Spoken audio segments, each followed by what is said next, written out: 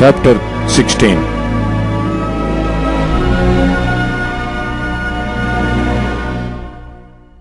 Then Job answered and said, I have heard many such things. Miserable comforters are ye all. Shall vain words have an end? Or what emboldeneth thee that thou answerest? I also would speak as ye do. If your soul were in my soul's stead, I could heap up words against you and shake mine head at you. But I would strengthen you with my mouth, and the moving of my lips should assuage your grief. Though I speak, my grief is not assuaged, and though I forbear, what am I eased? But now he hath made me weary. Thou hast made desolate all my company, and thou hast filled me with wrinkles, which is a witness against me, and my leanness rising up in me beareth witness to my face.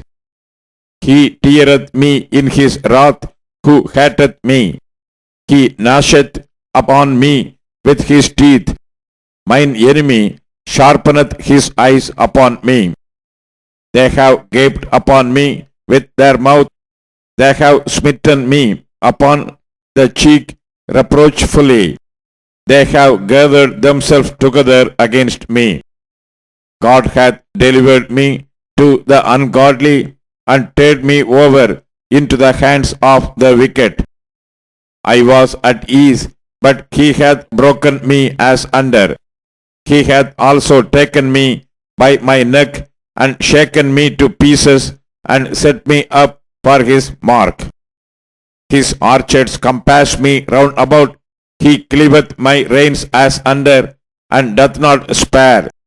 He poureth out my gall upon the ground. He breaketh me with breach upon breach. He runneth upon me like a giant. I have sewed sackcloth upon my skin, and defiled my horn in the dust. My face is full with weeping, and on my eyelids is the shadow of death. Not for any injustice in mine hands. Also my prayer is pure. O earth, cover not thou my blood, and let my cry have no place. Also now, behold, my witness is in heaven, and my record is on high. My friends scorn me, but mine eye poureth out tears unto God. Oh, that one might plead for a man with God, as a man pleadeth for his neighbor.